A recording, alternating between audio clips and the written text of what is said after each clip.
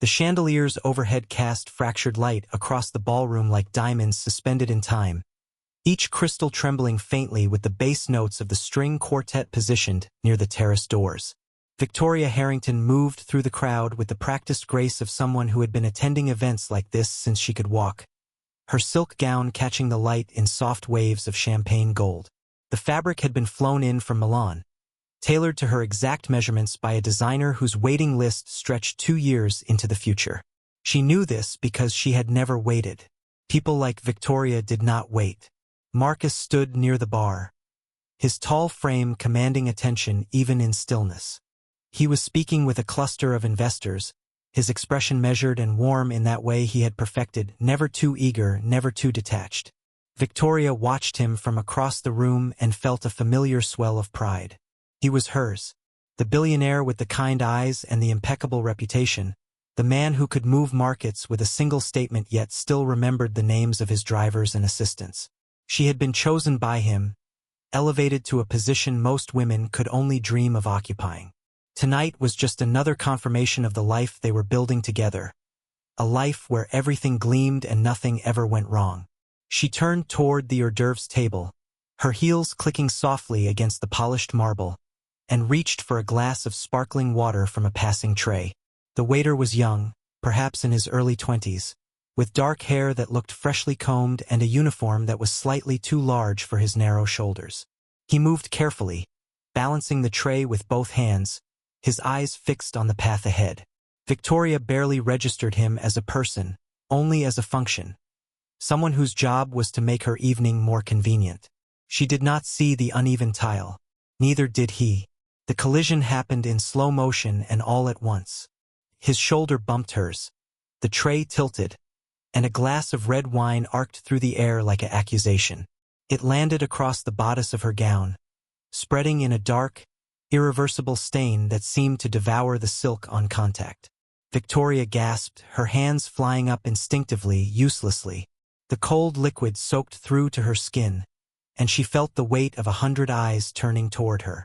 The waiter stumbled backward, his face draining of color. "I'm so sorry, I didn't." The slap came before thought, before reason, before any of the carefully constructed poise that defined her could intervene. Her palm connected with his cheek with a sharp crack that silenced the string quartet mid-phrase. The sound echoed in the sudden vacuum of the ballroom, and Victoria felt her own hand stinging, the heat of the impact radiating up her wrist. The young man's head snapped to the side, and when he turned back, there was a red mark blooming across his face like proof of something irreversible. The room inhaled collectively and held its breath. Victoria stood frozen, her chest rising and falling rapidly, her mind scrambling to catch up with what her body had done. She expected someone to rush forward, to console her, to usher the clumsy waiter away and fetch her a wrap or a change of clothes. She expected Marcus to appear at her side, to place a protective hand on her lower back and murmur reassurances that everything would be handled, that she should not worry, that accidents happened but they could always be corrected with enough money and influence. But Marcus did not come to her. He moved through the crowd with deliberate calm, his expression unreadable, and stopped directly in front of the waiter. Victoria watched, confusion blooming into something sharper and more uncomfortable.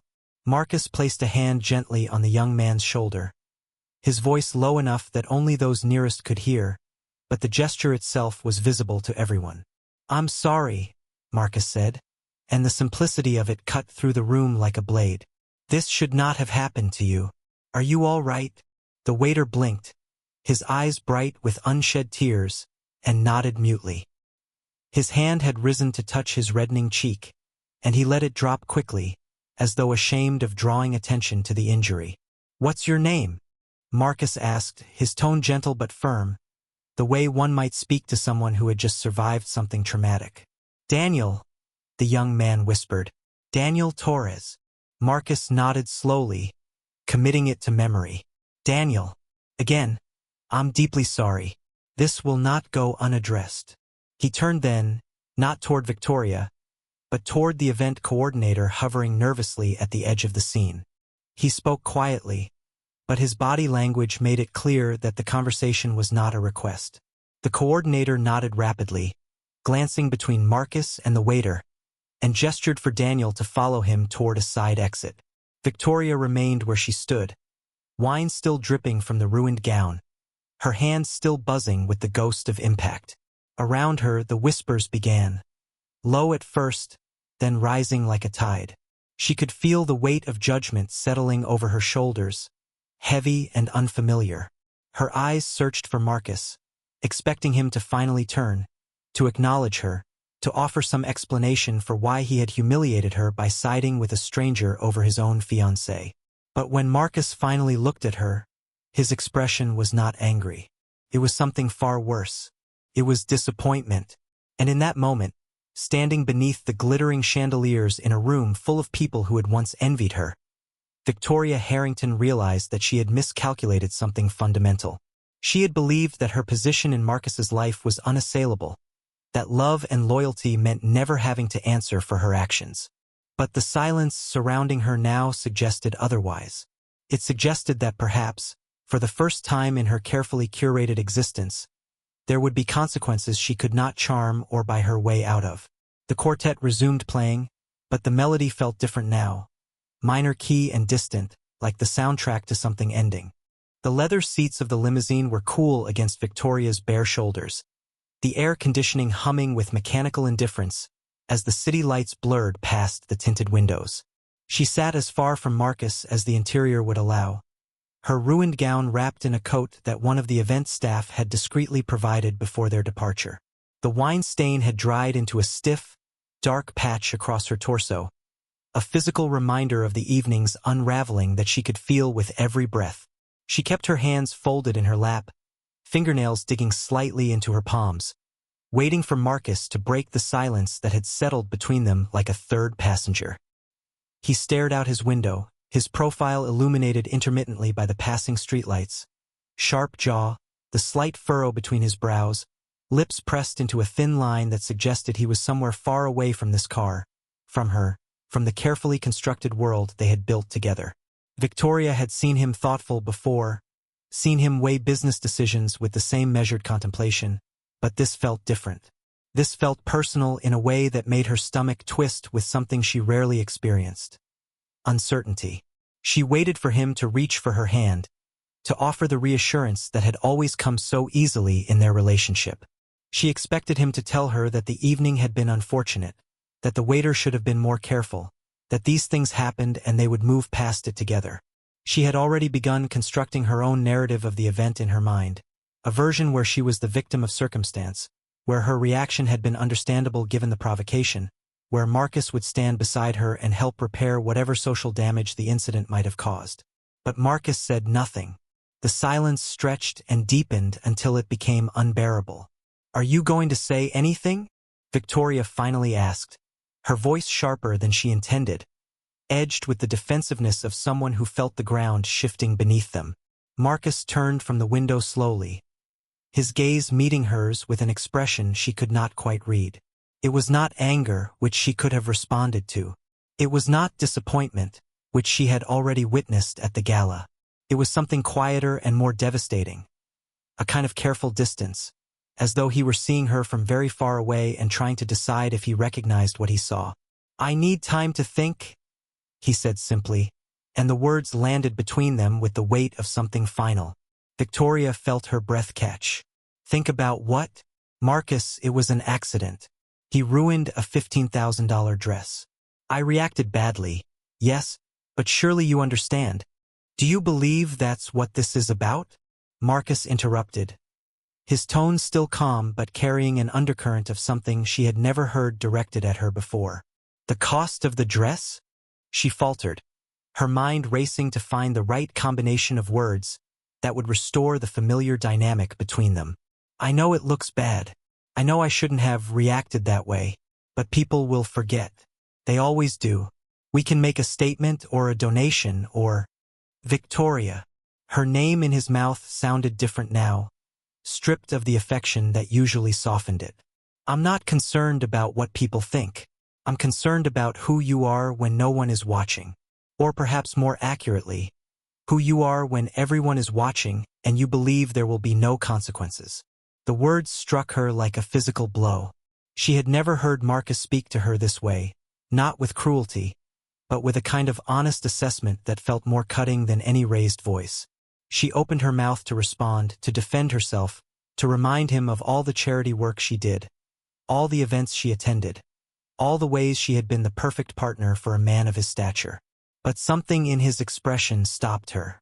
Marcus turned back to the window, and when he spoke again, his voice had softened into something that sounded almost like grief. My mother worked as a housekeeper for 20 years. She cleaned homes for families who never learned her name, who left notes about things she had done wrong but never thanked her for the things she did right. She came home every night with her back aching and her hands raw, and she never once complained because she knew that work was what kept food on our table and clothes on my back. Victoria had heard stories about Marcus's childhood before, but always in the abstract. The successful man who had risen from humble beginnings, the inspiring narrative that made him even more attractive in the eyes of society. She had never truly considered what those stories meant, what they had cost, what they had shaped in him. She taught me that dignity is not something you earn through wealth or status. Marcus continued, still not looking at her. It's something every person possesses simply by being human. And tonight, watching you strike someone who could not defend himself without losing his livelihood, I saw something I've been trying not to see for a long time. What? Victoria whispered, though she was not sure she wanted to hear the answer. Marcus finally turned to face her fully, and in his eyes she saw a kind of sadness that made her feel suddenly terrifyingly small. That maybe we don't share the same understanding of what it means to treat people with respect. And I don't know if that's something that can be taught, or if it's something you either have or you don't. The limousine pulled up to her building, the doorman already moving toward the vehicle to open her door. Victoria sat frozen, her mind struggling to process what was happening. This was supposed to be a minor incident, a bump in an otherwise perfect trajectory. But Marcus was looking at her like he was seeing someone he did not quite recognize, and for the first time in their relationship, she understood that she could not simply smile and charm her way back to solid ground. "I'll call you," he said quietly as the door opened, and Victoria knew with cold certainty that he might not. She stepped out into the cool night air, her ruined gown heavy around her, and watched as the limousine pulled away, carrying with it the life she had believed was unshakable. The apartment building stood wedged between a laundromat and a corner store with flickering neon signs, its brick facade stained with decades of city exhaust and neglect. Daniel climbed the 3 flights of stairs with mechanical precision, his legs heavy not from physical exhaustion but from the weight of carrying the evening home with him. The uniform jacket hung over his arm, the white shirt beneath still crisp despite everything, because he had learned long ago that appearances mattered even when you felt like you were crumbling inside. His cheek throbbed with a dull, persistent heat that pulsed in rhythm with his heartbeat, a physical reminder that would likely bloom into a bruise by morning. The key stuck in the lock the way it always did, requiring that specific angle and slight upward pressure that he had memorized through repetition. The door swung open to reveal the small living space that had become their entire world. A combination kitchen and living room with furniture inherited from their parents' old house. Pieces that had once filled a suburban home and now sat cramped in 400 square feet of urban survival. The couch sagged in the middle where their father used to sit reading the newspaper, and the kitchen table bore the coffee rings from their mother's morning routine, stains that Daniel had never been able to bring himself to scrub away completely. Emma sat cross-legged on that same couch, her laptop balanced on her knees, textbooks spread around her like a fortress of academic ambition. She was 17, with their mother's dark eyes and their father's stubborn determination, though she had inherited something else too, a brightness that Daniel worked 3 jobs to preserve. She looked up when he entered, and her expression shifted immediately from concentration to concern. "You're home early," she said, closing the laptop and setting it aside. Her gaze moved across his face with the careful attention of someone who had learned to read him in the 2 years since they had become each other's only family. "What happened to your face?" Daniel touched his cheek reflexively, feeling the tenderness there, and tried to arrange his features into something resembling normalcy. "Nothing. Just a long night. How's the calculus coming?" But Emma was already standing, moving toward him with that particular blend of worry and determination that reminded him so much of their mother. She reached up to turn his face toward the light, her fingers gentle but insistent, and he saw the moment she registered the mark.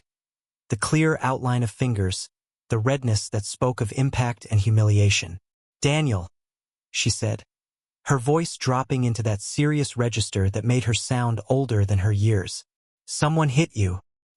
He pulled away gently, moving toward the kitchen sink to fill a glass with water he did not particularly want but needed as an excuse to break eye contact. "It was an accident. A misunderstanding. It's fine." "It's not fine." "Who was it?"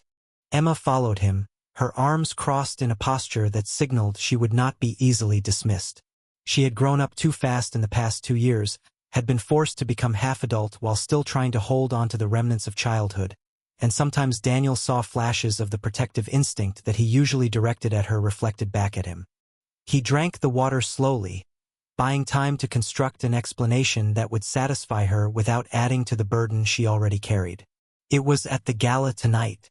One of the guests. I accidentally bumped into her and spilled wine on her dress.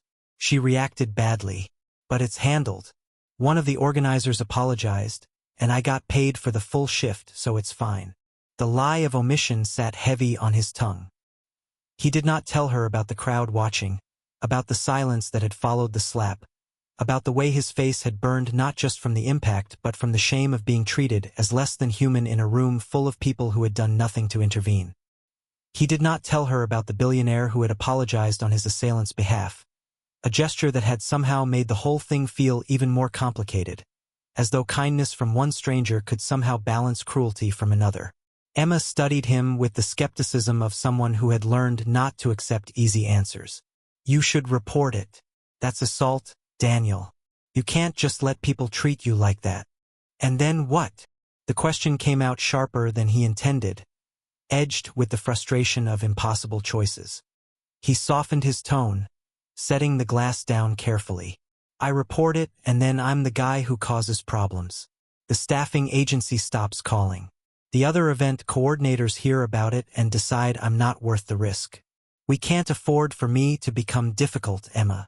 The truth of it hung between them, stark and undeniable.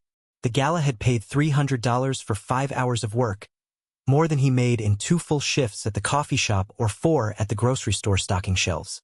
That money would cover rent with enough left over for Emma's textbooks next semester. His pride, his dignity, his sense of justice, none of those things paid bills or kept his sister in school. Emma's expression crumpled slightly, and he hated that she understood, that she had to understand, that their lives had become a constant calculus of sacrifice and survival. "It's not fair," she said quietly.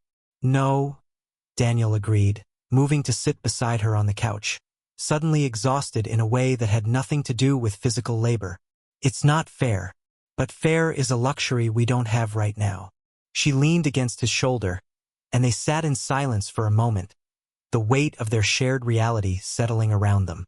Through the thin walls, they could hear Mrs. Chun next door watching her evening telenovela, the dramatic music bleeding through the plaster.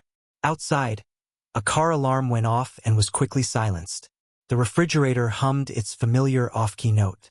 "One day," Emma said softly, "when I'm a doctor and you don't have to work yourself to death anymore, we're going to look back on this and it's going to feel like a bad dream." Daniel wrapped an arm around her shoulders and hoped she was right. He hoped that resilience was something that built toward a better future rather than simply a way of enduring an unfair present. He hoped that the woman who had struck him tonight would face some consequence beyond his silent absorption of her cruelty. But hope was another luxury, something to be rationed carefully alongside everything else. For now, there was rent to pay, shifts to work, and a sister to protect from the full weight of how unkind the world could be. So he sat with Emma in their small, overcrowded apartment, his cheeks still throbbing, and chose once again to carry what needed carrying. Victoria woke to the sound of her phone vibrating against the nightstand with an insistence that suggested something had gone terribly wrong. The morning light filtered through the floor-to-ceiling windows of her penthouse, casting geometric shadows across the white bedding that usually felt luxurious but now seemed stark and unforgiving. She reached for the phone with eyes still heavy from a restless night, expecting perhaps a message from Marcus, maybe an apology for his coldness in the limousine, or at least some acknowledgement that they needed to talk. Instead, her screen was flooded with notifications, hundreds of them, cascading down in an endless scroll of alerts from social media platforms she barely remembered having accounts on. The first video began playing automatically, and Victoria's stomach dropped as she recognized the scene. The ballroom, the chandeliers, herself in the champagne gold gown, arm raised, the unmistakable crack of her palm meeting the waiter's face. The angle was perfect, capturing not just the impact but her expression afterward, that moment of righteous indignation before confusion had set in, when she had still believed she was justified. The video was only 12 seconds long, but those 12 seconds had been viewed 4 million times. She scrolled through the comments with trembling fingers, each one landing like a small, precise blow. Disgusting display of privilege. This is what's wrong with the wealthy elite. Someone find out who she is and make sure she faces consequences. Imagine thinking you can assault service workers and get away with it. The words blurred together into a chorus of condemnation. Thousands of strangers weighing in on her character, her worth, her humanity. Someone had already identified her, posted screenshots of her social media accounts, circulated photos from other charity events where she smiled beside Marcus. Both of them dressed impeccably, both of them representing everything these commenters apparently despised. Victoria's name was trending. She had trended before, usually in connection with fashion choices or philanthropic events, always accompanied by flattering photographs and admiring commentary. But this was different. This was her name beside words like entitled, abusive, and Karen. A term she had heard before but never imagined would be applied to her. The humiliation was suffocating, made worse by the fact that it was public, permanent, and multiplying exponentially with each passing minute. Her phone rang, Marcus's name appearing on the screen, and she answered with desperate relief. Marcus, thank God. Have you seen what's happening? We need to do something. Your PR team needs to release a statement immediately. We need to. Victoria. His voice was calm but firm, the same tone he used in business negotiations when he had already made his decision and was simply waiting for the other party to catch up. I've seen it. My team has been monitoring the situation since early this morning. Then you know we need to act fast. A statement from you explaining that it was an accident, that I was provoked, that the video doesn't show the full context. I'm not going to do that. The words landed with such finality that Victoria's mind struggled to process them. She sat up in bed, gripping the phone tighter. What do you mean you're not going to do that? Marcus, my reputation is being destroyed. Our reputation. This affects both of us. There was a pause, and she could hear him breathing on the other end, measuring his words carefully. This isn't about reputation, Victoria. This is about accountability. You struck someone who couldn't defend himself without risking his livelihood. That happened. The video shows exactly what occurred, and no amount of spin will change that fundamental truth. So you're just going to let them crucify me? Her voice cracked, a mixture of disbelief and rising panic. You're going to stand by and watch while strangers tear me apart online? I'm not going to lie for you, Marcus said quietly. If you want to repair your image, if you want people to see you differently, then you need to take responsibility for what you did. Not through a carefully crafted PR statement written by my team, but through genuine acknowledgement and change. That has to come from you, Victoria. I can't do it for you. She felt something fracture inside her chest, a sensation both foreign and terrifying. In all their time together, Marcus had been her champion, her defender, the person who smoothed over difficulties and made obstacles disappear with strategic phone calls and generous donations. He had never forced her to face consequences alone, had never drawn a line and refused to cross it. The dynamic between them had always been clear. He provided, he protected, and she occupied the space he created for her with grace and beauty and social acumen. But now he was changing the rules, and she did not know how to play by these new ones. You're abandoning me, she whispered, and the accusation felt true even as she spoke it. No, Marcus replied. and there was something in his voice that sounded like sadness. "I'm refusing to enable you. There's a difference, even if you can't see it right now." The call ended, and Victoria sat alone in her pristine bedroom, surrounded by luxury that suddenly felt meaningless. Her phone continued to vibrate with incoming notifications, each one a reminder that the world she had moved through so confidently had turned against her overnight. She thought about calling her mother, but already knew what response she would receive. Disappointment wrapped in concern for the family name, advice on damage control that would focus entirely on appearances rather than substance.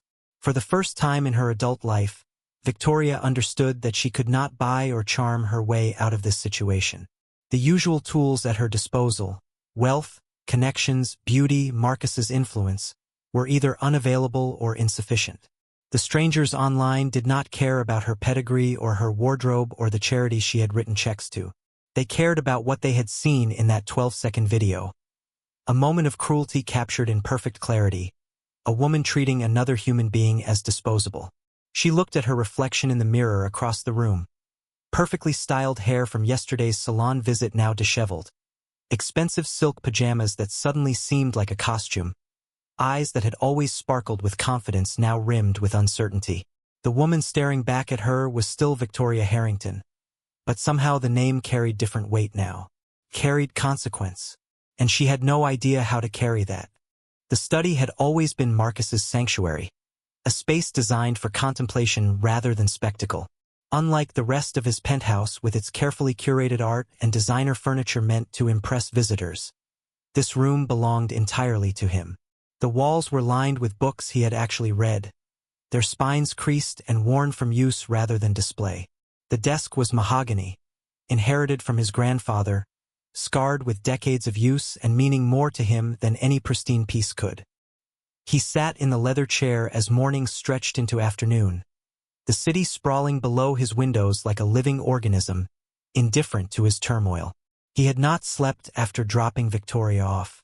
Instead, he had come here, to this room where he made the decisions that shaped markets and moved millions, and tried to apply that same analytical precision to his personal life. But emotions did not respond to spreadsheets and logic trees. They tangled and contradicted and refused to resolve into clean answers. Marcus pulled up a photograph on his tablet, one from nearly 3 years ago when he and Victoria had first started dating. They stood on a yacht in the Mediterranean, her hair caught in the sea breeze, both of them laughing at something the photographer had said. She had been magnetic that summer, witty and sophisticated, moving through his world with an ease that had seemed like perfect compatibility. She knew which fork to use at state dinners, could navigate complex social dynamics with the skill of a diplomat, and looked stunning in every photograph that ended up in the society pages. His colleagues had approved. His investors had been charmed. Even his mother, in one of their last conversations before she passed, had said Victoria seemed like someone who could handle the demands of his lifestyle. But there had been moments even then, small fractures he had chosen not to examine too closely. The way Victoria snapped her fingers at waiters instead of making eye contact. The time she had complained loudly about the incompetence of a hotel clerk who was clearly doing her best with an overbooked system. The dismissive tone she used when discussing his charitable initiatives focused on educational access, calling them sweet in a way that suggested she found them quaint rather than meaningful. He had rationalized each incident, stress, bad days, the particular pressures of being in a public relationship. He had told himself that everyone had flaws, that perfection was an unreasonable standard. Now he wondered if he had been making excuses because it was easier than confronting an uncomfortable truth. His phone buzzed with an incoming message from his PR team. The video had spread beyond social media into mainstream news outlets. They were fielding interview requests, managing investor concerns, preparing contingency statements. Marcus had built his reputation on integrity, on the belief that how you treated people mattered more than how much money you made. And now that reputation was being tested by association with someone who had demonstrated the opposite values in the most public way possible. The knock on the study door was firm but not aggressive, and Marcus knew who it was before he called out permission to enter. Diane had been his business partner for 15 years, his friend for even longer. She was one of the few people allowed into this space without invitation, one of the fewer still who would tell him uncomfortable truths when he needed to hear them. She entered carrying 2 cups of coffee, setting one on his desk before settling into the chair across from him. Diane had the kind of face that revealed intelligence before beauty. Sharp eyes that missed nothing and a directness that had served them both well in boardrooms full of people who preferred comfortable lies to difficult honesty. "You look like hell," she said without preamble, sipping her coffee.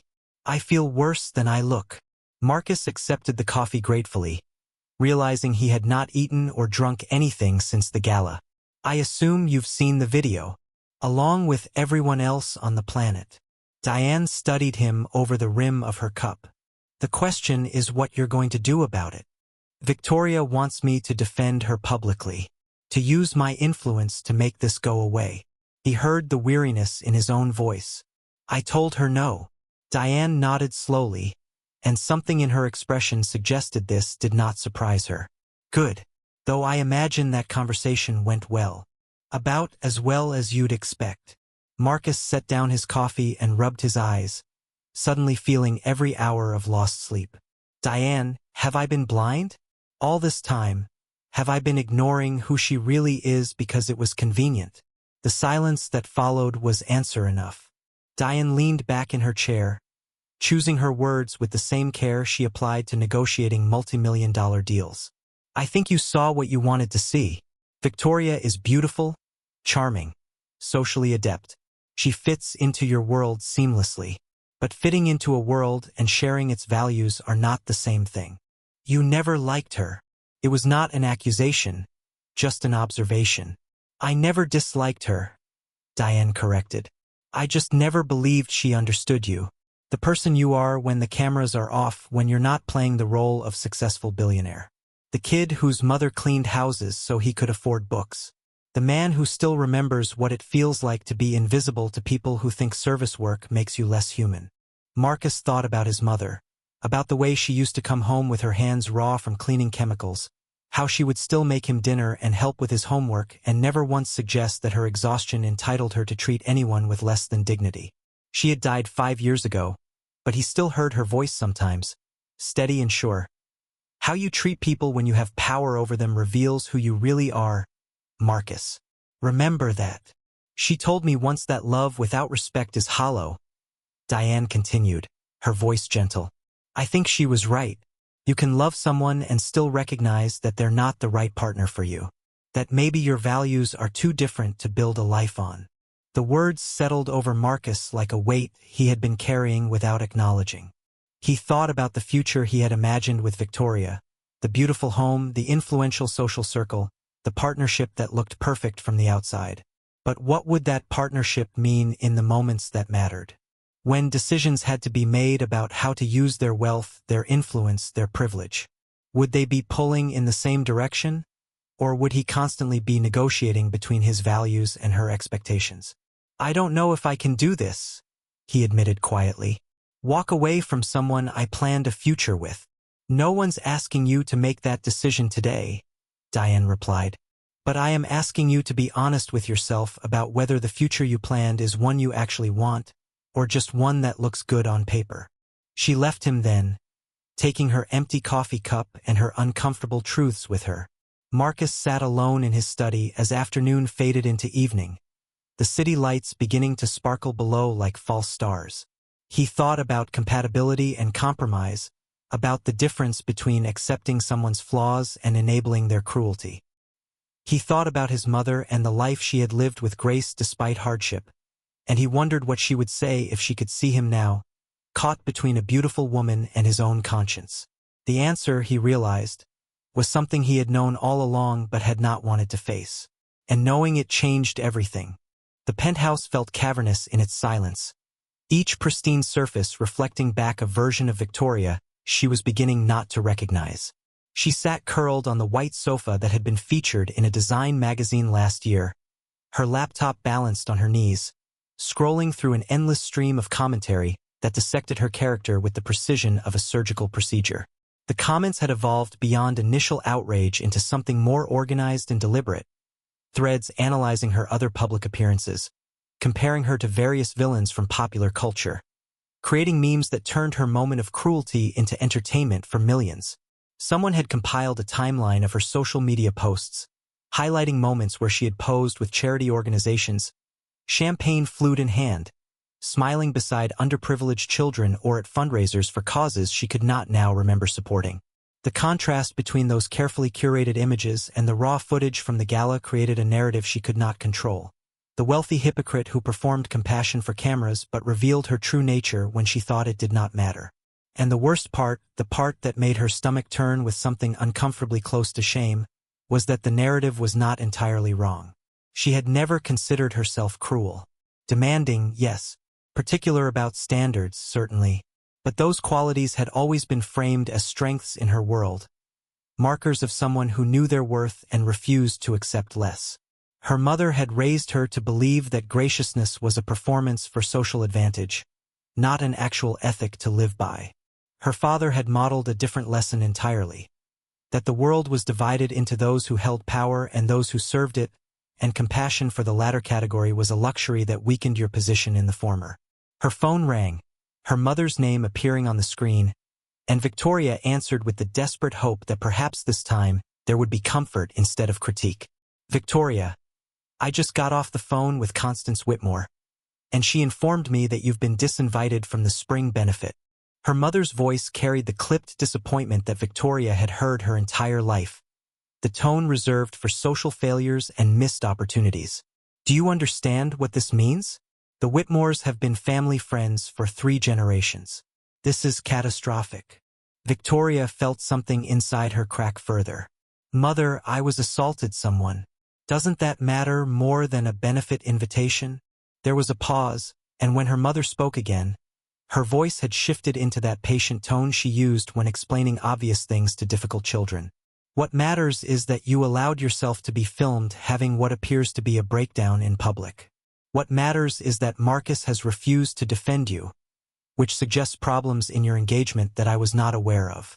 What matters is that our family name is now associated with viral videos and public disgrace." "I'm sorry," Victoria whispered, though she was not entirely sure what she was apologizing for. The slap itself, the video, the social consequences, or perhaps the disappointment of being human enough to make mistakes. "Sorry doesn't repair reputations, Victoria. You need to fix this.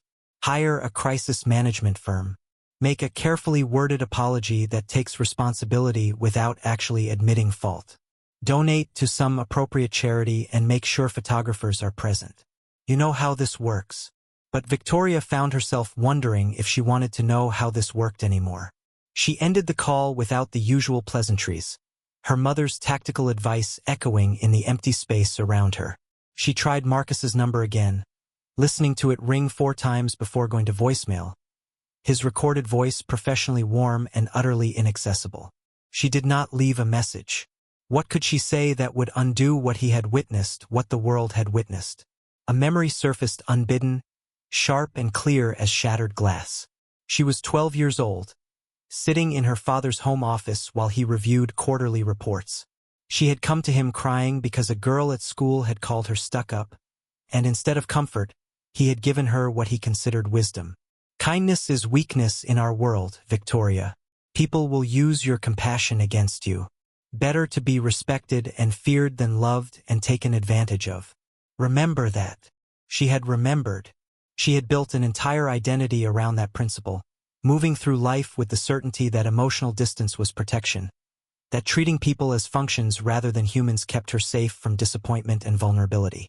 But sitting now in her designer penthouse with her perfect furniture and her destroyed reputation, Victoria wondered what exactly she had been protecting herself from. Connection? Genuine relationship? The messy, complicated experience of seeing other people as fully human?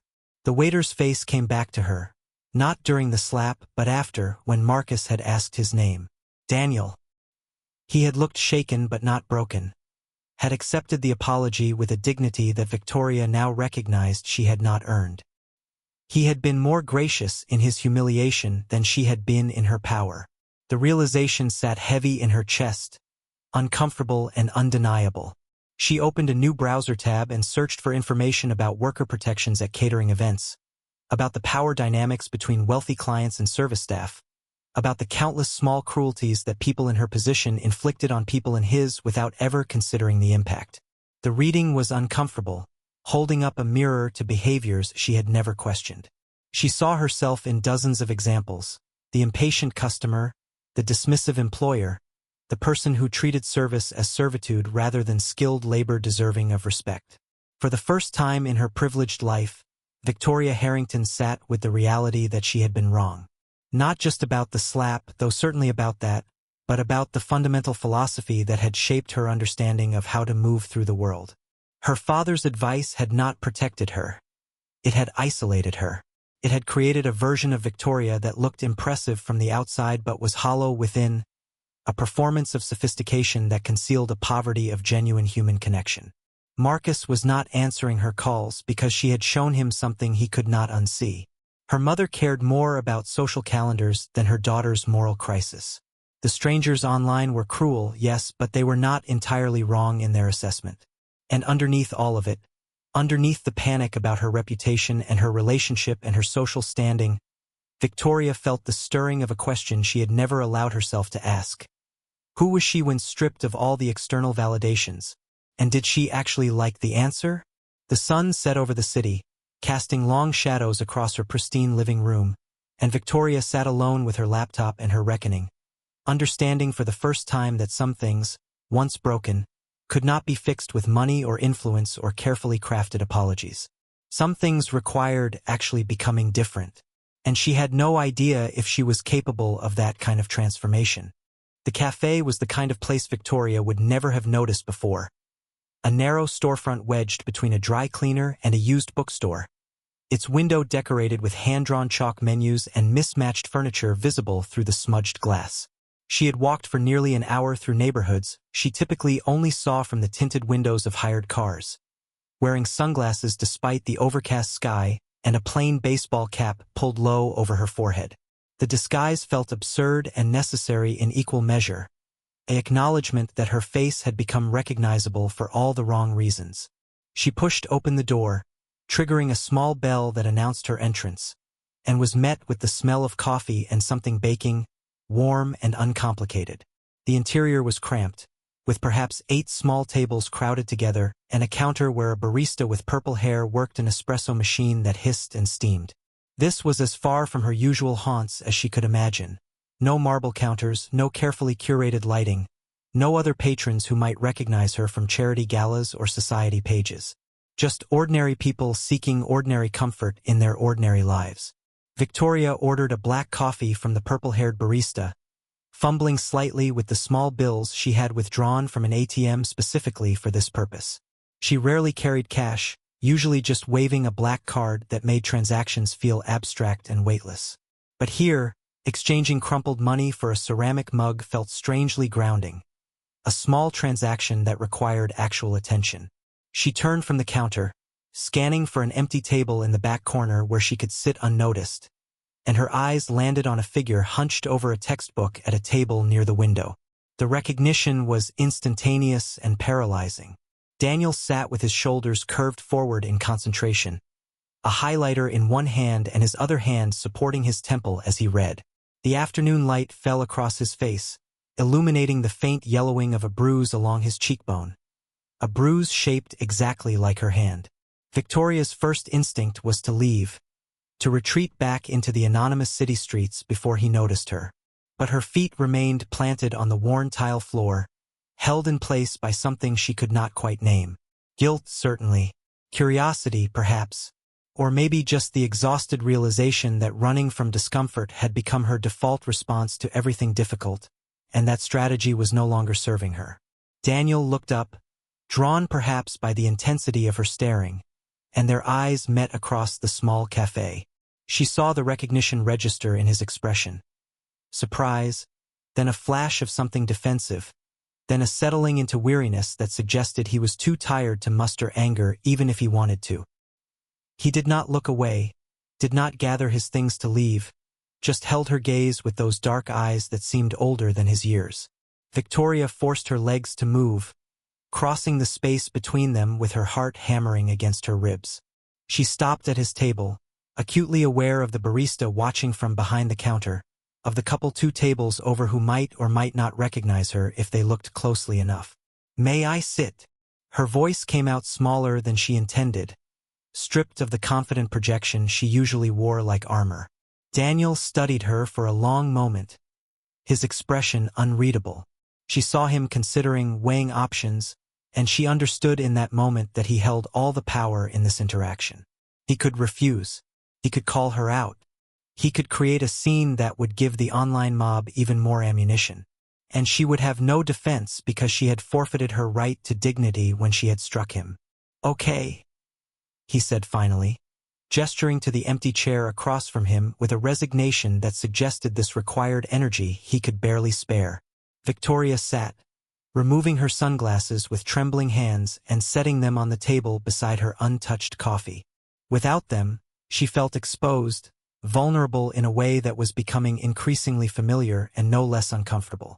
She had rehearsed this conversation in her mind during the long walk here, had prepared eloquent statements that took responsibility while maintaining some semblance of composure. But now, faced with the actual human being she had wronged, all those careful words evaporated. "I'm sorry." The words came out raw and inadequate. "What I did was inexcusable. I had no right to put my hands on you, no right to treat you as less than human. I was angry about something that didn't matter, and I took it out on someone who couldn't defend themselves without risking everything. That was cruel and wrong, and I'm sorry." Daniel listened without interrupting, his hands folded on top of his textbook. Something about organic chemistry, she noticed peripherally. His face remained neutral, giving nothing away, and Victoria found herself continuing simply to fill the terrible silence. "I know an apology doesn't undo what happened. I know you have no reason to accept it or to believe that I mean it. But I needed you to hear it anyway, for whatever that's worth." She stopped, ran out of words, and waited. "Forgiveness isn't something you can demand," Daniel said quietly, his voice carrying the same weariness that showed in his eyes. "It's not a transaction where you apologize and I'm obligated to absolve you so you can feel better about yourself. It's something I have to choose to give, if and when I'm ready." The honesty of it struck her like a physical blow. He was not making this easy for her, was not offering the quick absolution that would let her move on with a clear conscience. And she realized that was exactly what she deserved, the discomfort of sitting in uncertainty, of having wronged someone without the guarantee of redemption. "I understand," Victoria said, and meant it. Daniel leaned back slightly, some of the defensive tension easing from his shoulders. "Do you want to know what that night cost me? Not the embarrassment, though that was significant, but the actual material cost." Victoria nodded, bracing herself. "I work 3 jobs to support my sister while she finishes high school. Our parents died 2 years ago. The gala paid $300 for 5 hours of work. That's more than I make anywhere else because most places don't value what I do. That money covered our rent for the month. After what happened, I spent 2 days wondering if I'd ever get called for another high-end event. If your fiancé's intervention had somehow marked me as trouble despite being the victim. I couldn't afford to report what you did because being known as someone who causes problems would have destroyed opportunities one desperately need." Each sentence landed with precision, sketching a reality Victoria had never had to consider. While she had been worried about her reputation and her relationship, Daniel had been calculating whether he could afford justice. While she had been scrolling through mean comments from strangers, he had been wondering how to make rent if the consequences of her actions followed him into his livelihood. "I didn't know," Victoria whispered, though she understood immediately how hollow that sounded. "I never thought about." "That's the problem," Daniel interrupted gently. "People like you don't have to think about people like me. We're invisible until we make a mistake. And then suddenly we're very visible but only as problems to be solved or obstacles to be removed." Victoria sat with that truth, feeling it settle into her bones. She thought about all the service workers she had interacted with throughout her life, the housekeepers and drivers and waiters and assistants, and realized she could not remember most of their names. They had been functions, not people. Conveniences, not humans with their own struggles and dreams and families depending on them. "Thank you for telling me," she said finally. For letting me see what I couldn't see before. Daniel nodded slightly, gathering his textbook and standing. I have a shift in an hour. But I hope you actually meant what you said. Not just about being sorry, but about understanding why it mattered. He left then, the bell chiming his exit, and Victoria remained at the small table with her cold coffee, feeling the weight of a perspective she had never been forced to carry. For the first time in her life, she had truly listened to someone whose experience was completely foreign to her own comfort. And in that listening, something fundamental had shifted, not resolved, but irrevocably changed. Marcus sat in his office overlooking the financial district, the afternoon sun casting sharp angles across his desk, as Diane settled into the chair across from him with an expression that suggested she was bringing news that required his full attention. She had that particular look, professional but tinged with something more personal, that meant the conversation would not stay safely within the boundaries of quarterly reports and market analysis. I did some research on Daniel Torres, she said without preamble, pulling out her tablet and setting it between them. The waiter from the gala. Marcus looked up sharply, caught between curiosity and something that felt uncomfortably like guilt. Why? Because I wanted to know what kind of person accepts an apology with that much dignity after being publicly humiliated. Diane scrolled through her notes, though Marcus suspected she had already memorized every detail. Daniel Torres, 23 years old. Parents died in a car accident 2 years ago. He's legal guardian to his 17-year-old sister, Emma. Works 3 jobs, morning shift at a coffee shop, afternoon stocking at a grocery store, evenings doing catering for events like ours. Maintains a 3.7 GPA in night classes at community college while supporting his sister through her senior year of high school. Each fact landed with weight, painting a picture that made Marcus's chest tighten. This was not just the anonymous waiter who had been struck. This was a young man carrying the kind of burden that would have crushed most people, yet who had still managed to respond to cruelty with restraint. There's more, Diane continued, her voice softening. Victoria met with him yesterday, at a cafe in his neighborhood. Marcus felt something shift in his understanding, a recalibration of assumptions he had not realized he was making. How do you know that? I have a contact who works for the catering company.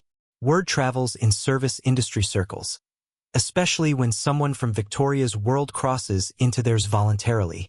Diane leaned forward slightly. Marcus, she apologized to him. Privately, no cameras, no social media documentation.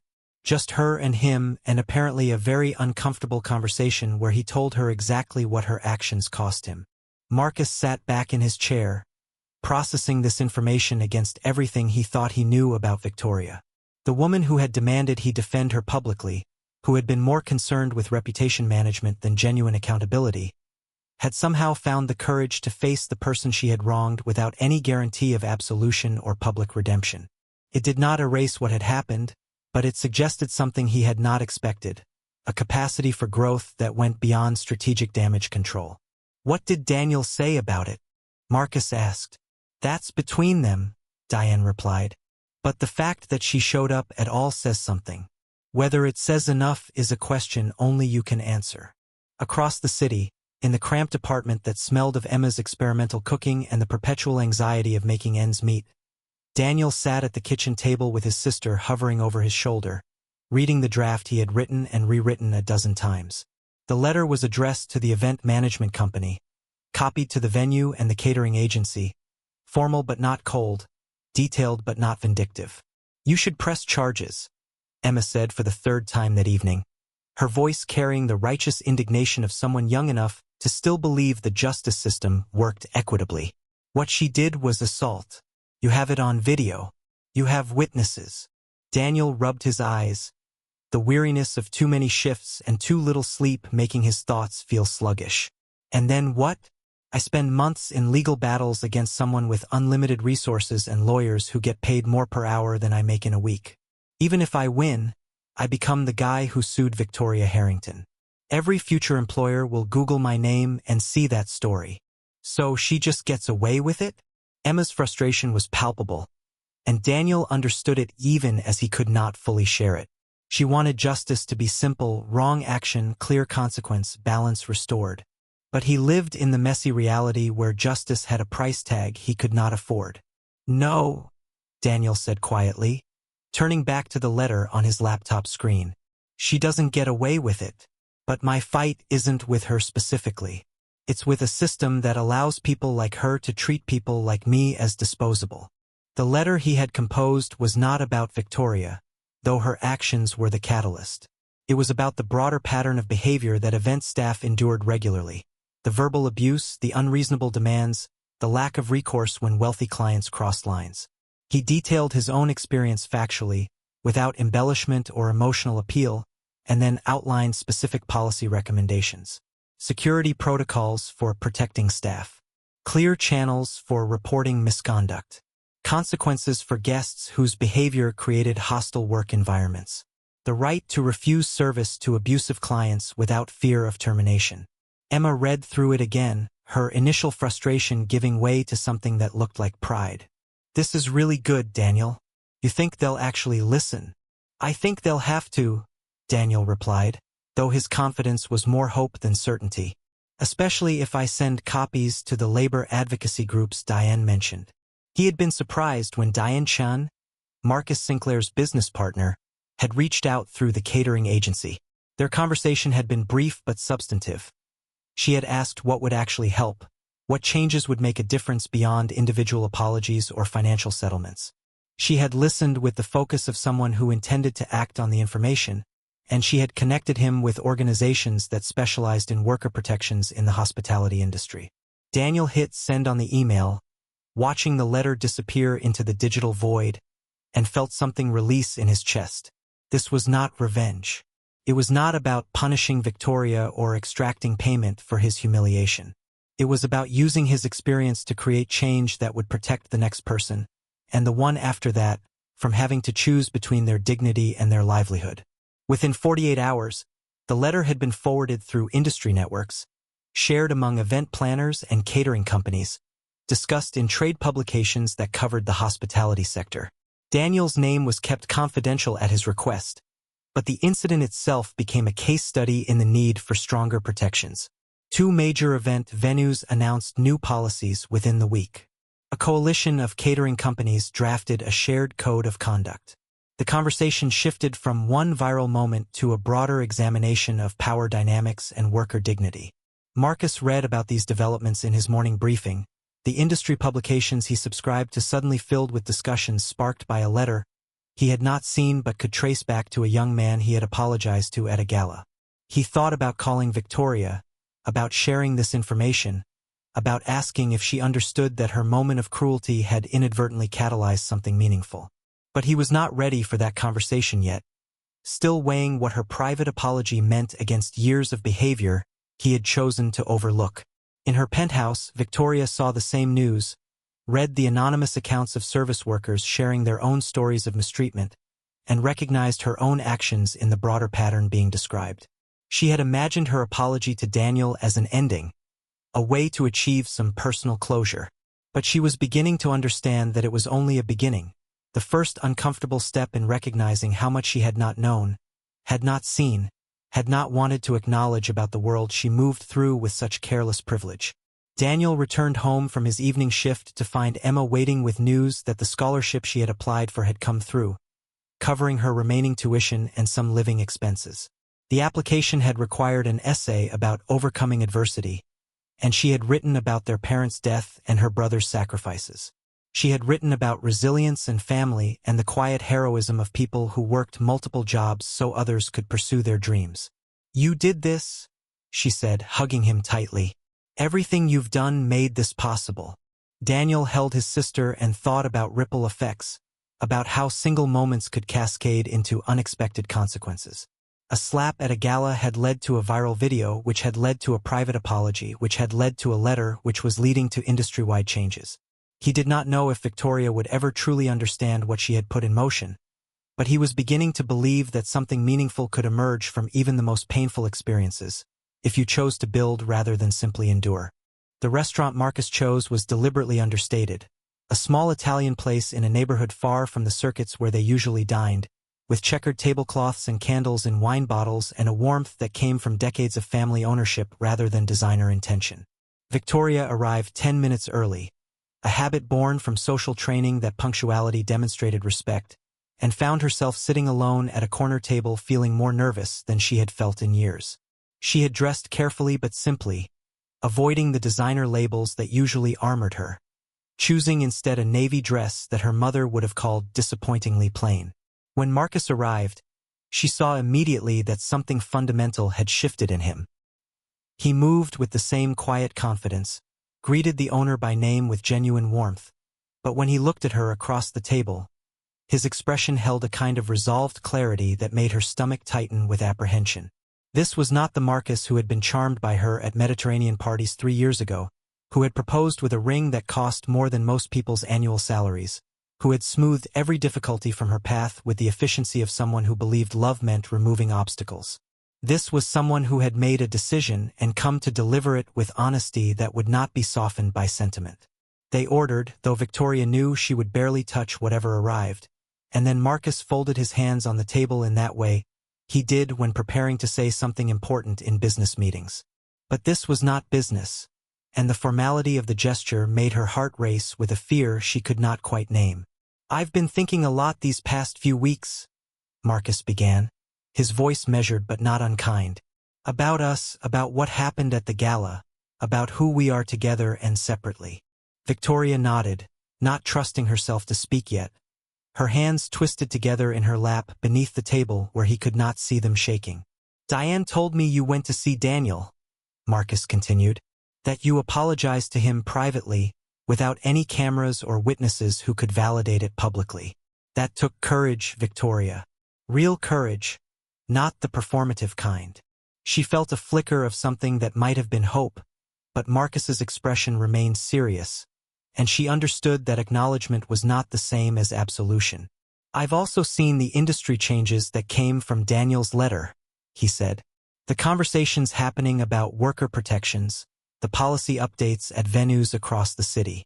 What you did was wrong, but what came after, both your private accountability and Daniel's measured response, those things suggest that terrible moments can sometimes catalyze meaningful change." The waiter brought their appetizers, and they both waited in silence until he departed, the interruption feeling almost cruel in its mundane necessity. "But I need you to understand something," Marcus said, leaning forward slightly, his dark eyes holding hers with an intensity that made it impossible to look away. "I cannot continue our engagement as it stands.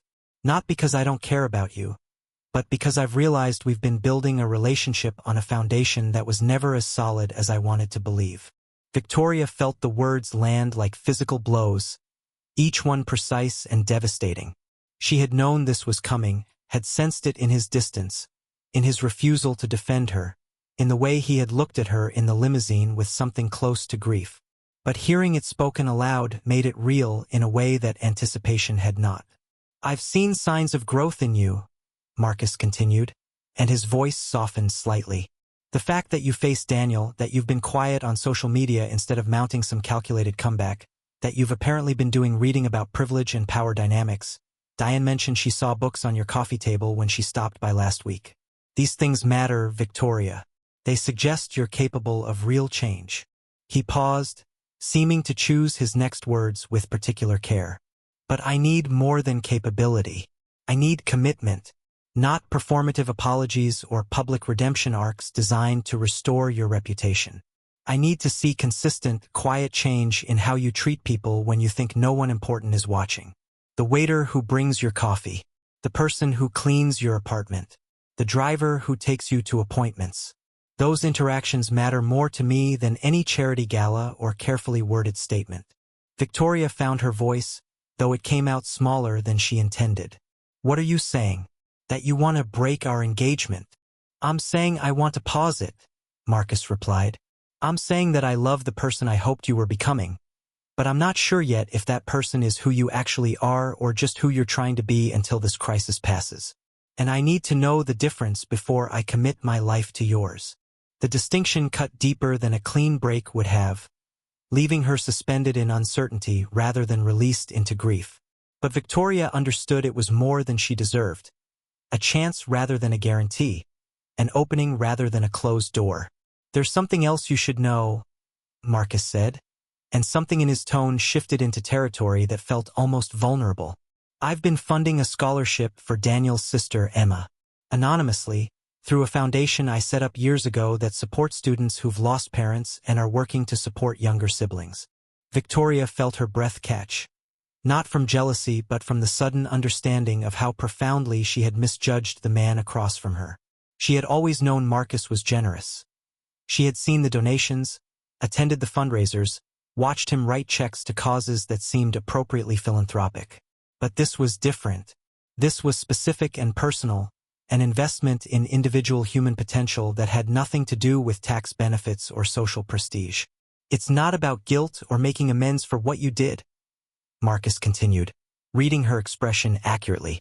"I started looking into their situation after the gala, and Emma's application came through the foundation's normal channels. She's exceptional, straight A's while working part-time to help her brother, planning to study medicine, written recommendations that made me wish I had teachers who believed in me that way. The scholarship was merit-based, Victoria. She earned it. But you knew who she was when you approved it," Victoria said quietly, understanding the unspoken dimensions of the gesture. "I did," Marcus acknowledged. "But that's not why I approved it. I approved it because I believe in investing in people who work hard despite impossible circumstances. People like Emma. People like Daniel. People like my mother was working jobs that society devalues while raising a son and teaching him that dignity and hard work matter more than wealth."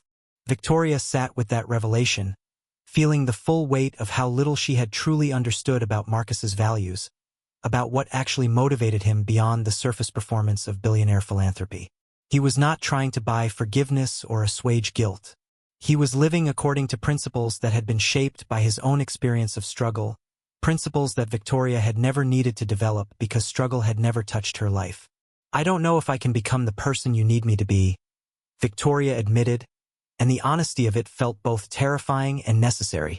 "I don't know if I can unlearn everything I was taught about how the world works and who matters in it."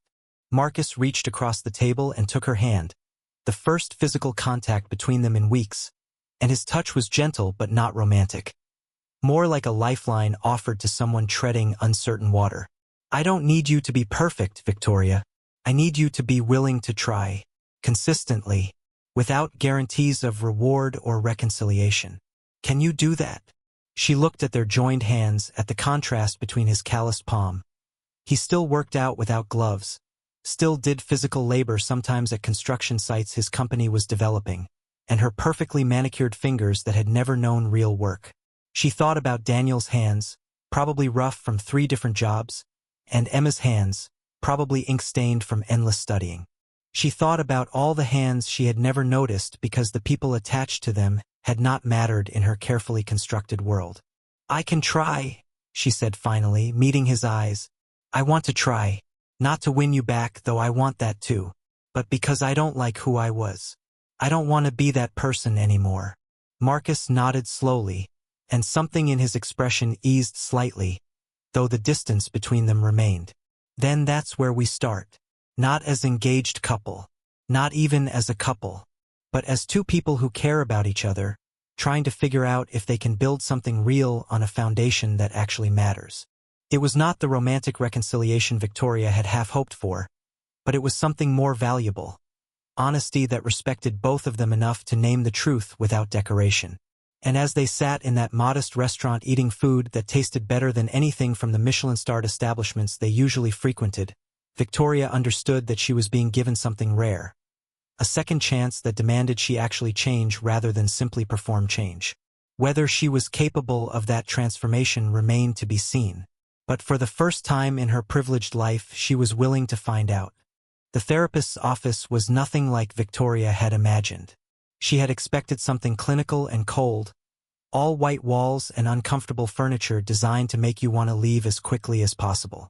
Instead, Dr. Patel's space felt almost lived in, with mismatched chairs that looked comfortable rather than expensive, bookshelves crammed with volumes that showed signs of actual reading, and a window that overlooked a small garden where birds gathered at a feeder. Victoria sat in one of those chairs, Soft brown leather worn smooth by years of people seeking answers they could not find alone, and tried to articulate why she had come.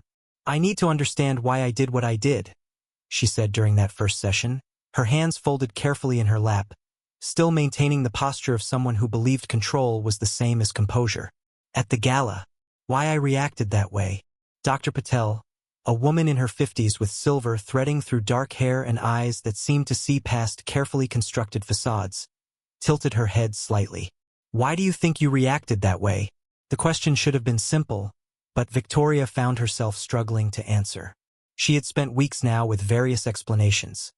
Stress, the expensive dress, momentary anger. But none of them felt true enough to say aloud in this space where honesty seemed to be the only currency that mattered. "Because I could," Victoria finally admitted, the words tasting bitter. "Because I've spent my entire life in spaces where my anger mattered more than other people's dignity. Because no one ever taught me that those things were wrong. Or if they did, I never faced consequences that made me believe it." Dr. Patel nodded slowly, writing something in her notebook. "Let's start there. Tell me about the first time you remember treating someone as less important than yourself and having that behavior validated rather than corrected." The sessions became a kind of archaeology, excavating layers of learned behavior and inherited beliefs that Victoria had never questioned. She talked about her father, about the way he treated service staff as invisible or interchangeable, how he had praised her when she adopted the same dismissive efficiency. She talked about her mother, about the constant pressure to perform a version of perfection that left no room for vulnerability or genuine connection. She talked about the private schools where wealth was assumed and empathy was never part of the curriculum, where kids competed over whose family had more rather than learning what enough actually meant. "You learned that power equaled safety," Dr. Patel said during their fourth session, after Victoria had recounted a childhood memory of her father losing a business deal and the subsequent coldness that had descended over their household for weeks. "That if you maintained control, stayed above others in the hierarchy, you would be protected from the kind of pain and uncertainty you saw your father experience when his power was threatened." The insight landed with uncomfortable accuracy. Victoria had spent her entire life constructing armor out of privilege, believing that if she stayed wealthy enough, beautiful enough, connected enough, nothing could truly hurt her. But Marcus's distance had proven that false. The public backlash had proven that false. And sitting in Dr. Patel's office, slowly dismantling the beliefs that had shaped her, she was learning that the armor had not protected her. It had isolated her from anything real. The community center was Dr. Patel's suggestion during their sixth session, offered not as homework but as possibility. "You've spent a lot of time thinking about who you were," the therapist had said. "Maybe it's time to explore who you might become through action rather than analysis." Victoria had resisted at first, imagining the exposure, the possibility of recognition, the humiliation of being the viral video woman trying to rehabilitate her image through performative charity work. But Dr. Patel had been clear. This was not about redemption or public image. This was about Victoria learning to exist in spaces where her wealth and status provided no advantage, where she would be forced to see people rather than functions. The center occupied a converted warehouse in a neighborhood where Victoria's car looked obscenely expensive parked at the curb. Inside, the space buzzed with activity, after-school programs for kids whose parents worked late shifts, ESL classes for recent immigrants, a food pantry that served families struggling to make rent and groceries fit into impossible budgets. Victoria signed up without fanfare, using only her first name, and was assigned to help with the children's homework program 3 afternoons a week. The work was nothing like the charity galas she had attended, where her contribution meant wearing the right dress and smiling for photographers and writing a check that represented a fraction of what she spent on handbags. Here, her money meant nothing. Her social connections meant nothing. What mattered was whether she could help 8-year-old Miguel understand fractions, whether she had the patience to read the same picture book 3 times with twins whose parents spoke limited English, whether she could be present and useful without expecting recognition or gratitude. It was humbling in ways Victoria had not anticipated. She made mistakes constantly, spoke too quickly, assumed too much, had to learn that connection required listening more than instructing. She met mothers who worked 2 jobs and still found time to volunteer. She met teenagers who translated for their parents at medical appointments before coming to the center to tutor younger kids. She met people whose lives bore no resemblance to her own comfortable existence, who faced obstacles she had never had to consider, and who somehow maintained kindness and community despite circumstances that would have devastated her. One afternoon, helping a girl named Jasmine with a college application essay, Victoria found herself genuinely moved by the story being told, a narrative of resilience and determination that made her own privileged journey feel shallow by comparison. When Jasmine asked if the essay was good enough, Victoria had to pause to collect herself before answering honestly that it was better than good, that it was true and powerful and would make any admissions officer recognize the extraordinary person behind the words. "Thank you, Miss Victoria," Jasmine had said with a shy smile. "My teacher said I should write about hardship, but I didn't want to sound like I was complaining. I just wanted them to understand why I want to study social work, to help other kids who have it rough." Victoria did know, or was beginning to. She was beginning to understand that compassion was not weakness, that acknowledging others' struggles did not diminish your own worth, that real connection required vulnerability rather than control. The lessons were slow and uncomfortable, requiring her to sit with her own inadequacy without the usual escapes of shopping or social events or the validation that came from being admired for superficial qualities. She wrote to Marcus on a Tuesday evening after a particularly challenging session with Dr. Patel, sitting at her kitchen table with a pen and actual paper because somehow typing felt too impersonal for what she needed to say. The letter was not eloquent or carefully crafted. It was honest in a way that felt almost painful to articulate. She told him about the therapy, about the realizations that kept her awake at night, about the community center and the people she was meeting who were teaching her what courage actually looked like. She told him that she was not writing to ask for reconciliation or to prove she had changed enough to deserve him back. She was writing to thank him for refusing to enable her, for holding up a mirror she had desperately needed to see, for caring about her enough to demand she become better rather than simply accepting who she had been.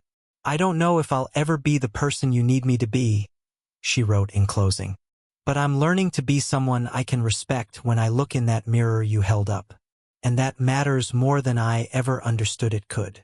She sealed the letter without rereading it, afraid that overthinking would dilute the honesty, and mailed it the next morning before doubt could make her reconsider. Whether Marcus would respond was uncertain. But for the first time in her life, Victoria was learning to value the journey itself rather than obsessing over the destination. The transformation was slow and uncomfortable and sometimes felt impossible. But she was beginning to understand that real growth happened in the difficulty, in the moments when she wanted to quit but chose to persist instead. And that understanding, fragile as it still was, felt like the beginning of something genuine. The community center had taken on the golden quality of early autumn, sunlight filtering through windows that someone had finally gotten around to cleaning, casting warm rectangles across the scuffed linoleum floors. Victoria arrived for her usual Tuesday afternoon shift carrying a bag of supplies she had purchased for the art program. Nothing expensive or showy, just construction paper and markers and glue sticks that the center's limited budget struggled to provide consistently. She had learned over the past months to contribute quietly, to ask what was needed rather than assuming her generosity knew best. She was organizing the supplies in the storage closet, humming absently to herself, when she heard a familiar voice in the main room asking about after-school program enrollment. The recognition was instantaneous and physical, her hands freezing mid-motion as her mind caught up with what her body already knew. Daniel's voice, warm and patient as he spoke with Rita, the center's director, about his sister's interest in the college prep tutoring sessions. Victoria's first instinct was the old one, to hide, to avoid the discomfort of an unexpected encounter, to slip out the back exit before he saw her. But she had spent months in Dr. Patel's office learning to sit with discomfort instead of fleeing from it, and her feet remained planted as she took a steadying breath and stepped out into the main room. Daniel saw her immediately, and she watched the surprise register in his expression, followed by a complicated series of emotions that passed too quickly for her to name. He looked different than she remembered, still tired, still carrying that particular weariness of someone juggling too many responsibilities, but also somehow lighter, less burdened by something she could not quite identify. Rita, oblivious to the tension suddenly filling the space between them, smiled brightly. "Oh, perfect, Victoria. You know Daniel? He's been inquiring about the advanced math tutoring for his sister. She's exceptional, apparently. You might cross paths with her in the college prep sessions." "We've met," Victoria said quietly, finding her voice despite the thundering of her heart. "It's good to see you, Daniel." The formality of the words felt inadequate, but what else could she say in front of Rita, in this space that had become something close to sacred for her, where she was trying so hard to be someone different than the woman who had struck him? Daniel nodded, and something in his expression softened slightly. "You too. I didn't know you volunteered here." "About 4 months now," Victoria replied, and then, because honesty had become her new default even when it was uncomfortable, added, "I needed to learn how to be useful instead of just ornamental." Rita glanced between them, clearly sensing undercurrents she did not understand, and excused herself with the diplomatic grace of someone who had spent years navigating complicated human dynamics. She gestured Daniel toward her office to complete the enrollment paperwork, leaving Victoria and Daniel standing in the community center's main room surrounded by children's artwork and the lingering smell of lunch that had been served hours earlier. "Can we talk for a minute?" Daniel asked before following Rita, his voice carrying a weight that suggested this was not casual curiosity. "After I finish with the paperwork?" Victoria nodded, not trusting herself to say more, and returned to organizing supplies with hands that trembled slightly. She focused on the mechanical task, stacking paper, sorting markers by color, counting glue sticks, while her mind raced through possible conversations, possible outcomes, possible ways this encounter could unfold. When Daniel emerged from Rita's office 15 minutes later, he found Victoria sitting at one of the small tables designed for children, looking somehow both out of place and perfectly natural surrounded by the center's cheerful chaos. He sat across from her, his long legs folding awkwardly under the low table, and for a moment they simply looked at each other across a distance measured in more than physical space. "I've been following the policy changes," Victoria said finally, breaking the silence. "What your letter started. It's remarkable, Daniel. You took something terrible and created something meaningful." Daniel shrugged slightly, uncomfortable with praise in a way that reminded Victoria of Marcus. "I just wrote about what needed to change. Other people did the actual work of changing it." "Don't diminish what you did," Victoria said, and there was a fierceness in her voice that surprised them both. "You could have sued me. You could have gone to the press. You could have made my life significantly worse, and you would have been justified. Instead, you focused on making sure it didn't happen to someone else. That's character, Daniel. Real character." He studied her for a long moment, and she forced herself not to look away, to let him see whatever he needed to see. "I've forgiven you," Daniel said finally, the words simple and direct.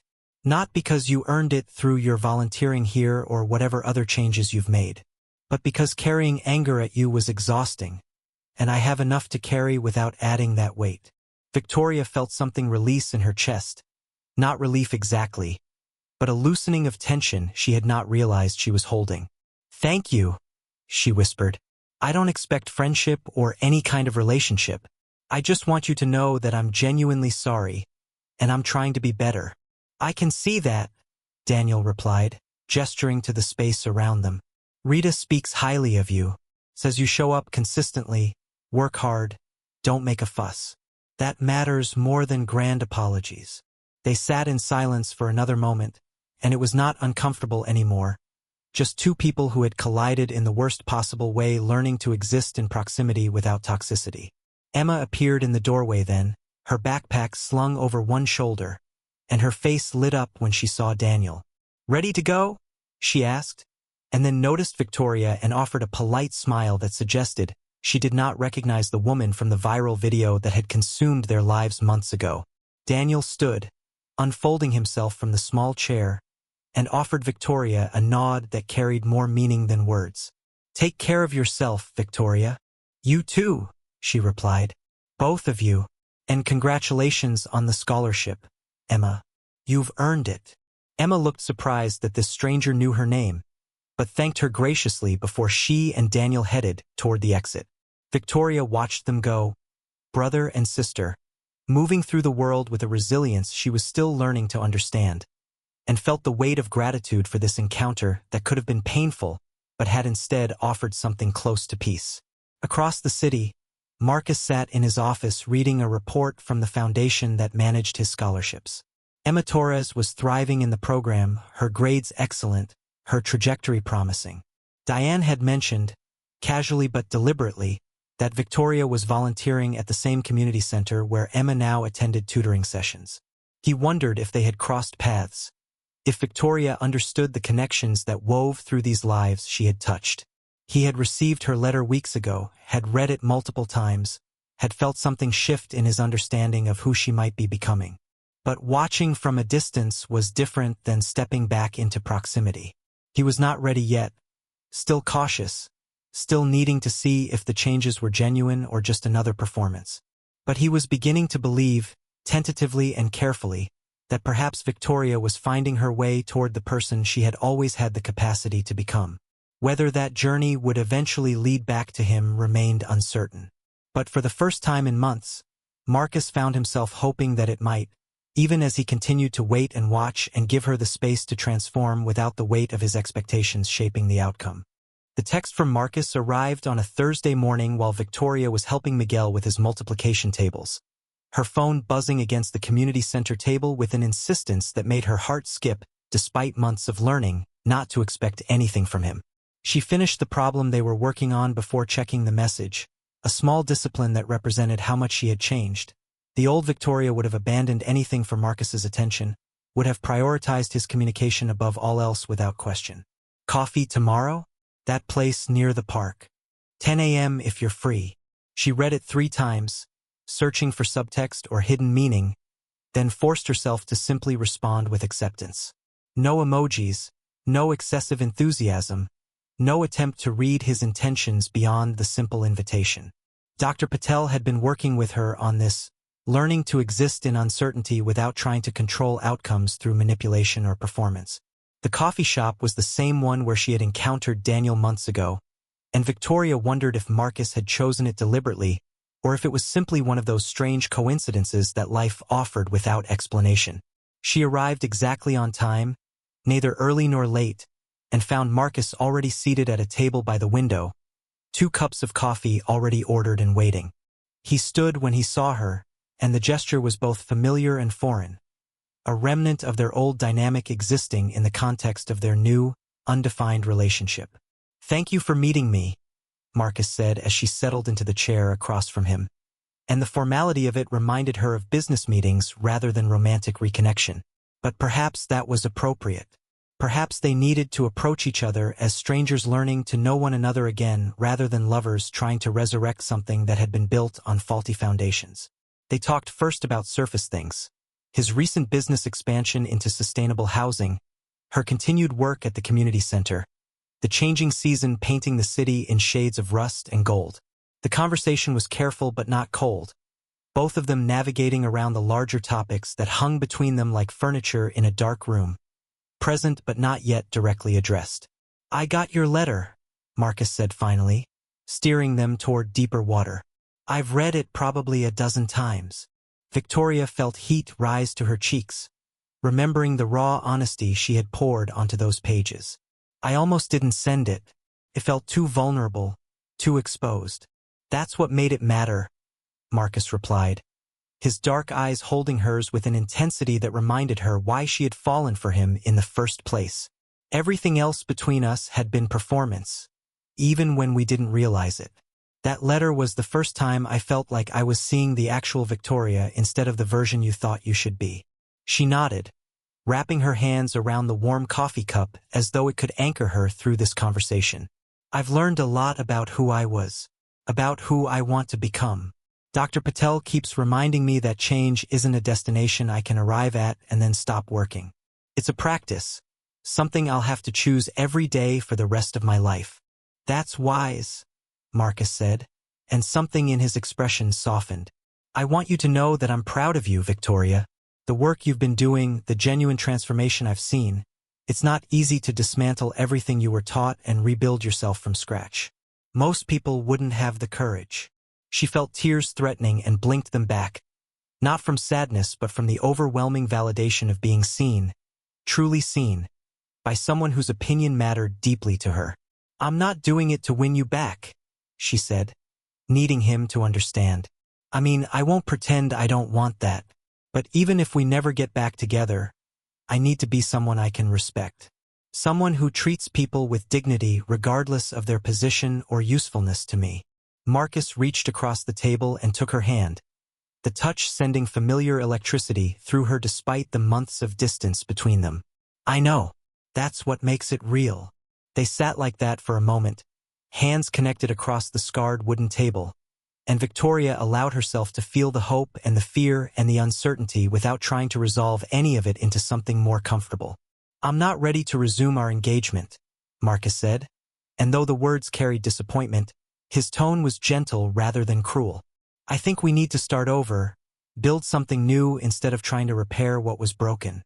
The foundation wasn't solid, Victoria. We both know that now." "I understand," she replied, and she did, even though understanding did not make it hurt less. "But I'd like to try friendship," Marcus continued, his thumb tracing small circles on the back of her hand. "Real friendship where we learn who each other actually is instead of who we shang the other to be. And if we both keep growing, if our values continue to align, then maybe there's a possibility of more. But I can't promise that, and I need you to be okay with the uncertainty." Victoria took a deep breath, feeling the weight of what he was offering. Not a guarantee, not even a probability, but a chance. A foundation built on honesty instead of illusion, on compatibility instead of convenience. It was less than she had hoped for, but more than she deserved, and she found herself grateful for the opportunity rather than resentful of the conditions. "I can do uncertain," she said, squeezing his hand. "I'm learning to sit with discomfort instead of trying to control it away. It's uncomfortable as hell, but it's also more honest than anything I've ever experienced." Marcus smiled then, genuinely smiled, and Victoria saw a glimpse of the future they might build if they both continued to do the work. Not the fairy tale she had once imagined, but something more durable and real. Across the city, Daniel stood at his apartment window watching the sun set over the neighborhood, Emma beside him reviewing flashcards for an upcoming exam. The scholarship had eased their financial burden significantly, allowing Daniel to drop one of his 3 jobs and actually sleep more than 5 hours a night. Emma was thriving in the college prep program, her applications to pre-med programs already generating interest from schools they had once thought impossibly out of reach. "Do you ever think about that night?" Emma asked suddenly, setting down her flashcards. "The gala?" Daniel considered the question, watching the sky bleed from orange to purple. "Sometimes, but not with anger anymore. More like reflection. That moment was terrible, but what came after, the policy changes, your scholarship, even Victoria's transformation, it's like proof that terrible moments don't have to define everything that follows." Emma nodded, leaning against his shoulder in that way she did when she was processing something complicated. "People can change, right? If they really want to." "Some people," Daniel replied carefully. "The ones willing to do the hard work of looking at themselves honestly. It's rare, but it happens." They stood together as darkness settled over the city. 2 people who had survived loss and hardship and moments of cruelty they had not deserved, and who had somehow found their way towards something resembling hope. The future remained uncertain. Emma's college applications, Daniel's own delayed education, the endless logistics of building a life from limited resources. But uncertainty no longer felt like threat. It felt like possibility. In the coffee shop, Victoria and Marcus talked until the barista began cleaning up for closing. Neither ready to end the conversation but both understanding that some things could not be resolved in a single afternoon. They parted with a careful hug that held both familiarity and distance, a physical manifestation of their new undefined relationship. Victoria walked home through the autumn evening, past shops closing for the night and people hurrying toward their own destinations, and felt something she had not experienced in years. Contentment without certainty, peace without resolution. She did not know if she and Marcus would eventually find their way back to romance. She did not know if Daniel would ever consider her anything more than the woman who had wronged him. She did not know if her changes would last or if she would slip back into old patterns when the work became too difficult. But she knew she was trying. And for the first time in her carefully constructed life, trying felt like enough. The story did not end with perfect reconciliation or neat closure.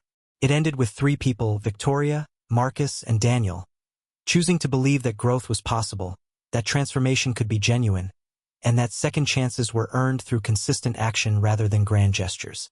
It ended with the quiet understanding that being human meant making mistakes, but that true character revealed itself in what you did after the mistake, in the daily practice of choosing better even when no one was watching. And in that understanding, fragile and uncertain as it was, lay the possibility of real change, the kind that built slowly, honestly, and lasted.